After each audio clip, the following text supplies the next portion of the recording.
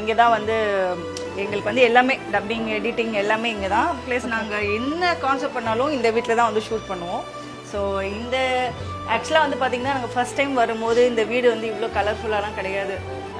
கேமராமேன்லேருந்து எல்லாருமே வந்து ஆர்ட் டிபார்ட்மெண்ட்லேருந்து எல்லாமே பார்த்து இந்த மாதிரிலாம் செட் பண்ணணும், அப்படி பண்ணணும், இப்படி பண்ணணுன்ட்டு ரொம்ப பார்த்து பண்ணாங்க. இந்த ஸ்க்ரீன்லாம் ஆல்ரெடி வந்துட்டு நீங்கள் என் வீட்டில் பார்த்துருப்பீங்க.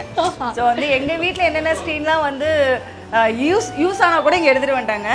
அப்புறம் இந்த புக்ஸ் எல்லாம் வந்து பார்த்திங்கன்னா இங்கே இன்னொருத்தர் ஏடி இருக்கிறாரு, அவர் நிறைய புக்ஸ்லாம் படிப்பார். அப்புறம் என்னுடைய அசிஸ்டன்ட் தேவா இருக்கான், அவனுமே பயங்கரமாக புக்ஸ் படிக்கிறதுனால அவங்ககிட்ட இருந்து வாங்கி இதெல்லாம் வந்து செட்டப் பண்ணியிருக்காங்க.